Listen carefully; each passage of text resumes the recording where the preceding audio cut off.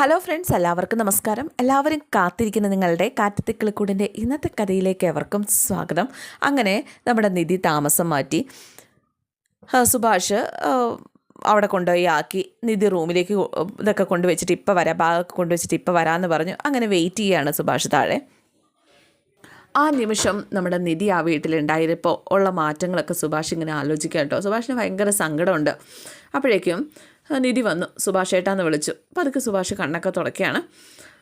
എന്തായാലും നിധിക്കും ആകെ വലിയ സങ്കടമുണ്ട്. നിധിയും കരയാണ്. സുഭാഷ് കണ്ണ് നിറഞ്ഞിരിക്കുന്നുണ്ട്. നിധിയും കരയാണ്. മോളെ കരയണ്ട മോളെ, എന്തിനാ നീ കരയുന്നേ? ഒന്നുമില്ല എന്ന് പറഞ്ഞപ്പോൾ അതിപ്പോൾ നിൻ്റെ വീട് കൂടിയാണ്, എന്ത് കാര്യം ഉണ്ടെങ്കിലും അങ്ങോട്ടേക്ക് വരാം, വിളിക്കാം. പിന്നെ ഇവിടെ തനിച്ചായി പോയി എന്ന് തോന്നലൊന്നും വേണ്ട. എന്തിനും കൂടെ നിൽക്കുന്ന ഒരു ഏട്ടനും 2 അനിയന്മാരും നിനക്കുണ്ട്. പിന്നെ നീ ഇങ്ങനെ ഹോസ്റ്റലിലൊക്കെ വന്ന് നിൽക്കേണ്ടി വന്നതിൽ എനിക്ക് വിഷമമുണ്ട്. പക്ഷേ അതുകൊണ്ട് നീ അവിടെ വന്ന് താമസിക്കണമെന്നൊന്നും ഞാൻ നിർബന്ധിക്കൊന്നുമില്ല. എവിടെ ആയാലും നീ സുഖമായിട്ടും സന്തോഷമായിട്ടും കഴിയണമെന്ന് മാത്രമേ സുഭാഷ് ഏട്ടനുള്ളൂ. മോളെ ആരോഗ്യം നോക്കണം, ഭക്ഷണമൊക്കെ നേരാവണ്ണം സമയത്ത് തന്നെ കഴിക്കണം കേട്ടോ. ഞാൻ പോയിട്ട് വരാം. സുഭാഷ് കടിച്ചു പിടിച്ചിട്ടാണ് കേട്ടോ പറയുന്നത്. നീ പൊക്കോ. ഇങ്ങനെ മുന്നിൽ നിന്ന് കരയുന്ന കാണുമ്പം സങ്കടം വരും. ഈ രാത്രി പുറത്ത് നിൽക്കണ്ട, ദാ എന്നും പറഞ്ഞ് പൈസ കൊടുക്കുകയാണ്. വേണ്ട, എൻ്റെ കയ്യിലുണ്ട്, എന്നാലും ഇത് കൈവച്ചോ. എന്തെങ്കിലും ആവശ്യം വന്നാലോ, എന്താവശ്യം ഉണ്ടെങ്കിലും എന്നെ വിളിച്ചാൽ മതി, ഞാൻ വരാം. അങ്ങനെ വലിയ ചിലവൊന്നുമില്ല, ഭക്ഷണത്തിനൊക്കെയുള്ള പൈസ ഞാൻ കൊടുത്തായിരുന്നു. എന്തായാലും ഓള് ചെല്ല, സാരില്ല, സുഭാഷേട്ടൻ പൊക്കോ, ഞാനിവിടെ നിന്നോളാം, സുഭാഷേട്ടൻ പൊക്കോ എന്ന് പറഞ്ഞ് സുഭാഷിനെ പറഞ്ഞ് വിടാണ് കേട്ടോ. സുഭാഷ് ഒന്ന് പോയിട്ട് വീണ്ടും തിരിച്ചു വന്നു നിധിക്കരികിലേക്ക്. ഞാൻ പറയുന്നത് മോള് തെറ്റായിട്ട് എടുക്കരുത്. കഴിയുമെങ്കിൽ മാത്രം സുധീഷിനോട് ക്ഷമിക്കണം. അവനങ്ങനെ വൃത്തികെട്ടവനൊന്നും അല്ല. എൻ്റെ അനിയൻ തെറ്റാണ് ചെയ്തതെന്നൊക്കെ എനിക്കറിയാം. എങ്ങനെ ചെയ്തു എന്ന് എനിക്കറിയില്ല. എങ്ങനെ സംസാരിക്കണമെന്നോ അവൻ്റെ ഉള്ളിലുള്ളത് മറ്റുള്ളവരോട് എങ്ങനെ പറഞ്ഞ് മനസ്സിലാക്കണമെന്നോ അവനറിയില്ല. ചെറുപ്പം പോലെ അതങ്ങനെയാണ്. വീട്ടിലൊരമ്മയുണ്ടായിരുന്നെങ്കിൽ അവനിങ്ങനെയൊന്നും ആവില്ലായിരുന്നു. ഞാൻ വളർത്തിയ കുട്ടികളല്ലേ, ചില സാഹചര്യങ്ങൾ ഇങ്ങനെ ആയിപ്പോയതായിരിക്കും. അതുകൊണ്ട് അവൻ ചെയ്ത് തെറ്റിനെ ഞാൻ ന്യായീകരിക്കുകയല്ല, അത് വലിയ തെറ്റ് തന്നെയാണ്. എന്നാലും മനസ്സുണ്ടെങ്കിൽ അവനോട് പൊറുക്കാൻ പറ്റുമെങ്കിൽ അതൊന്ന് പൊറുത്തേരെ. മോളുള്ളിലേക്ക് ചെല്ല, ഞാൻ പൊക്കോളാം, ചെല്ല. അങ്ങനെ നിധി അകത്തേക്ക് കയറി പോവാം. വീട്ടിലാണെങ്കിൽ ഹരീഷും നികേഷും ഒക്കെ ഭയങ്കര സങ്കടത്തിൽ ഇങ്ങനെ ഇരിക്കുക. ആ സമയത്താണ് ഭാസ്കരനിരുന്ന് ഒരു സെൻറ്റി പാട്ടുകൂടി പാടുന്നത്. നമ്മുടെ മണിച്ചിത്രത്താഴിലെ പഴന്തമിഴ് പാട്ടിനുള്ളിലുള്ള പാട്ടല്ലേ, അതവിടെ ഇരുന്ന് ഇങ്ങനെ പാടുക. സങ്കടം കൂടുകയാണ് കേട്ടോ. എന്തായാലും ഓട്ടോയിൽ സുഭാഷ് അപ്പോഴേക്കും അങ്ങോട്ടേക്ക് വന്നു. സുധീഷും അനിയന്മാരും കൂടെ ഓടിയിറങ്ങി വന്നു. സുധീഷ് ചോദിച്ചു, സുഭാഷ് ഏട്ടാ എന്തായി? സുഭാഷ് മറുപടി ഒന്നും പറഞ്ഞില്ല. അകത്തേക്ക് കയറി പോവുക. സുഭാഷ് ഏട്ടാ എന്ന് പറഞ്ഞ് പുറകെ. അങ്ങനെ സുധീഷ് എന്നിട്ട് സുഭാഷിൻ്റെ കയ്യിലേക്ക് പിടിച്ചു. സുഭാഷ് ഏട്ടാ, നിധി അവളെ ഞാൻ അവിടെ വിട്ടിട്ട് പോന്നു, ഹോസ്റ്റലിലാക്കി. സുധീഷിന് ഇപ്പോഴും വിശ്വാസം വരുന്നില്ല കേട്ടോ. അവൾ തിരിച്ചു വരുന്നതാണ് ഞാൻ വിചാരിച്ചത്. അവളെന്താ കണ്ണു പൊത്തി കളിക്കുകയാണോ എന്ന് വിചാരിച്ചോ? ഇറങ്ങിപ്പോയിട്ട് തിരിച്ചു വരാൻ അവൾ തീരുമാനിച്ചുറപ്പിച്ച് തന്നെ എവിടെ നിന്ന് ഇറങ്ങിയത്. സുഭാഷ് ഏട്ടനൊന്ന് പറഞ്ഞു നോക്കായിരുന്നില്ലേ? ഞാൻ എന്ത് പറയണമെന്നാണ്? അവളെല്ലാം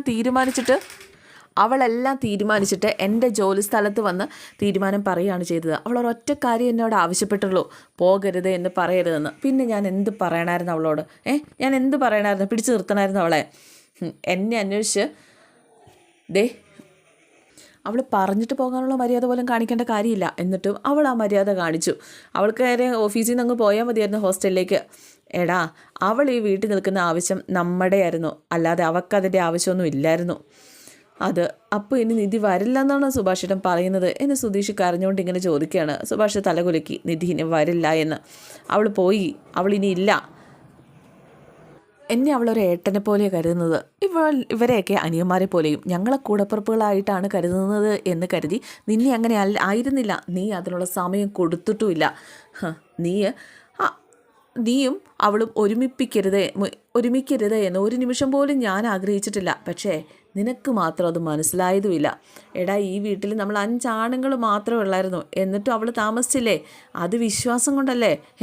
നാട് മുഴുവൻ നമ്മളെ തള്ളിപ്പറഞ്ഞപ്പോഴും ഒരു തെളിവ് പട്ടി പോലും ഈ വീട്ടിൽ കയറാഞ്ഞിട്ടും ആ കുട്ടി നമ്മളെ വിശ്വസിച്ച് ഇവിടെ കഴിഞ്ഞതല്ലേ എന്നൊക്കെ ചോദിച്ചു. നിധി വന്നതിന് ശേഷം ആളുകൾ നമ്മളെ നോക്കുന്നതിന് പോലും ഒരു മാറ്റം ഉണ്ടായിരുന്നു. ആ വിശ്വാസം നീ ഒരൊറ്റ ദിവസം കൊണ്ട് തകർത്ത് കളഞ്ഞത്. സുഭാഷ് ഏട്ടാ എന്ന് വിളിച്ചുകൊണ്ട് സുധീഷ് കരയാണ്. അനിയന്മാർക്കൊക്കെ ദേഷ്യമാണ് സുധീഷിനോട്. സുഭാഷ് ഏട്ടാ എനിക്ക് എന്താ പറഞ്ഞതെന്ന് അറിഞ്ഞൂടാ, എനിക്ക് അവളെ അത്രയ്ക്ക് ഇഷ്ടമാണ്. അവളോട് എനിക്ക് പറയാനും വയ്യ, എനിക്ക് അടക്കി നിർത്താനും പറ്റിയില്ല. നിനക്ക് അവളോട് ഇഷ്ടവും പ്രേമമൊക്കെ ഉണ്ടായിരിക്കും, പക്ഷെ അവളോടത് പറഞ്ഞ് ബോധ്യപ്പെടുത്തണമായിരുന്നു. അതവൾക്ക് എന്ന് തോന്നുന്നു അത്രയും നാൾ കാത്തിരിക്കാൻ തയ്യാറാണ് എന്ന് അവളെ അറിയിക്കണമായിരുന്നു. അവൾക്ക് അതേ ഇഷ്ടം ഉള്ളിൽ തോന്നുന്നത് വരെ അവളുടെ വിശ്വാസം കെടുത്തുന്ന ഒന്നും നിന്നിൽ നിന്ന് സംഭവിക്കാൻ പാടില്ലായിരുന്നു. കിടിപ്പറയിൽ അതിക്രമിച്ച് കയറി ഒരു പെണ്ണിൻ്റെ മേലിൽ അധികാരം സ്ഥാപിച്ചു കഴിഞ്ഞാൽ അവൾ പ്രേമിക്കുന്ന ഏത് മണ്ടനാ നീ എന്നെ കോതി തന്നത്? സ്നേഹിക്കുന്ന ആണിനും പെണ്ണിനും ഇടയിലെ പരസ്പരം വേണ്ടത് ഇഷ്ടവും കരുതലും പ്രണയമൊക്കെയാണ്. തന്നെ കേൾക്കാനും ആശ്വസിപ്പിക്കാനും വിശ്വസിക്കാനും ഒക്കെ ഒരാളുണ്ടെന്ന് തോന്നൽ, അതാണൊരു ബന്ധത്തിൻ്റെ അടിത്തറ. അതിനിടയിൽ പൂ വിരിയും പോലെ സ്വാഭാവികമായിട്ട് സംഭവിക്കേണ്ട ഒന്നാണിതൊക്കെ. മുന്നിൽ നിൽക്കുന്നത് എപ്പോഴും സ്നേഹവും കരുതലുമാണ്. എന്നാലേ മനുഷ്യൻ എന്ന പദവിക്ക് അർത്ഥമുള്ളൂ. ശരീരത്തിനോടുള്ള ആസക്തിയാണ് മുന്നിൽ നിൽക്കുന്നതെങ്കിലേ ഒരാളും മനുഷ്യൻ എന്ന പേരിനെ അർഹനല്ല. അവൻ മനസ്സുകൊണ്ട് മൃഗമാണ്, മൃഗം. ഹരീഷൻ ദേഷ്യത്തോടെ അങ്ങ് പോവുകയാണ്. നികേഷ് ആണെങ്കിൽ പഠിക്കുന്ന ടേബിളിൽ ആകെ സങ്കടപ്പെട്ടിങ്ങനെ ഇരിക്കുകയാണ്. സുധീഷ് പൊട്ടിക്കറിയുക, പഠ്യ പോലെ മോങ്ങാണ്, പഠ്യ പോലെ. അവൻ്റെ ആ കരച്ചിൽ കണ്ടിട്ട് നികേഷിന് ദേഷ്യമാണ് വന്നത്. നികേഷും എഴുന്നേറ്റ് അങ്ങോട്ട് പോയി. സുധീഷ് വീണ്ടും അവിടെ ഇരുന്ന് കരച്ചിലാണ്. എന്തായാലും ഹോസ്റ്റലിലെത്തിയിട്ടും നിധിക്ക് ആകെ സങ്കടം തന്നെയാണ് കേട്ടോ. അന്ന് ആർക്കും ഉറക്കമില്ലാത്ത രാത്രി തന്നെയായിരുന്നു. ഹരീഷ് പുറത്ത്, സുധീഷ് ഇങ്ങനെ വിജനതയിൽ ഇങ്ങനെ ഇരിക്കുന്നു. കിടന്നിട്ട് ഉറക്കം വരാതെ നികേഷ്, സുഭാഷും കരഞ്ഞുകൊണ്ടിരിക്കുന്ന സുധീഷ്, പിന്നെ അതുപോലെ തന്നെ സങ്കടത്തോടെ എങ്ങോട്ടോ നോക്കിയിരിക്കുന്ന നമ്മുടെ ഭാസ്കരൻ. നികേഷ് തിരിഞ്ഞും മറിഞ്ഞൊക്കെ കിടക്കുകയാണ്. നീ എന്താടാ ഉറങ്ങാത്തെ എന്ന് സുഭാഷ് ചോദിച്ചു. കണ്ണൊക്കെ തുടച്ചുകൊണ്ടാണ് ചോദിക്കുന്നത്. ഇല്ല, ഉറങ്ങിയില്ല. നിധി ഏട്ടത്തി ഇനി വരില്ലായിരിക്കും അല്ലേ? ഏട്ടത്തി ഇനി ഇങ്ങോട്ട് വരില്ലായിരിക്കും. എല്ലാത്തിനും കാരണം സുധീഷ് ഏട്ടനല്ലേ? അവളെ വിവാഹം കഴിച്ചുകൊണ്ട് വന്നത് സുധീഷല്ലേ? അവർ തമ്മിലുള്ള പ്രശ്നത്തിൽ നീ ഇടപെടുക വേണ്ട. ഏട്ടത്തിക്ക് സുധീഷ് ഏട്ടനെ ഇഷ്ടമല്ല അല്ലേ? അങ്ങനെയാണ് തോന്നുന്നത്. നികേഷ്, അത് അവരുടെ കാര്യമാണ്. നമ്മൾ അതേക്കുറിച്ച് സംസാരിക്കുക പോലും വേണ്ട. അവൻ ചെയ്തതിൽ അവൻ ഒരുപാട് വിഷമിക്കുന്നുണ്ട്. അതുകൊണ്ട് നിധിയുടെ തീരുമാനം മാറ്റാൻ പറയാൻ നമുക്ക് അവകാശമില്ല. അവർ തന്നെ നിശ്ചയിക്കട്ടെ. നിധി ചെറിയ കുട്ടിയൊന്നും അല്ലല്ലോ. നിധിക്കറിയാലോ, നമ്മൾക്കിഷ്ടമുള്ളത് മാത്രം നടക്കണമെന്ന് വാശി പിടിക്കരുത്. അതിനുവേണ്ടി കരഞ്ഞിട്ടോ വാശി പിടിച്ചിട്ടോ ഒരു കാര്യമില്ല.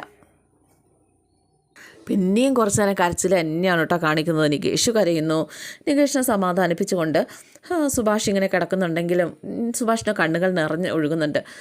സുധീഷാണെ പട്ട പോലെ മൂങ്ങുന്നൊക്കെ കേട്ടില്ല, അതുപോലെ കിടന്ന് മൂങ്ങുക. നിധിയും സുധീഷും ഒക്കെ നിധി ഒരുമിച്ചുള്ള നിമിഷത്തെക്കുറിച്ചാണ് ഇങ്ങനെ ആലോചിച്ചുകൊണ്ട് ഇങ്ങനെ ഇരിക്കുന്നത്.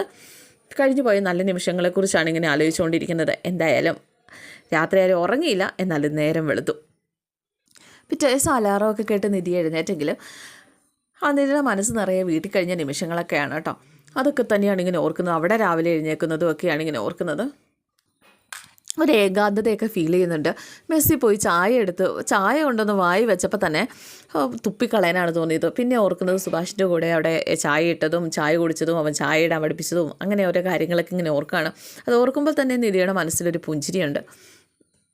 എന്തായാലും ഭാസ്കരൻ്റെ രാവിലെ ഇരിക്കപ്പുറത്തില്ല. ഭാസ്കരൻ ഇവളെ കാണാനായിട്ട് ലേഡീസ് ഹോസ്റ്റലിൻ്റെ അവിടെ വന്നിങ്ങനെ നിൽക്കുകയാണ് കേട്ടോ. അപ്പോൾ അതൊക്കെ നിധി ജനൽ തുറന്ന് താഴേക്ക് ഇങ്ങനെ നോക്കി. ഇപ്പോൾ കാണുന്ന കാഴ്ച അതാണ്.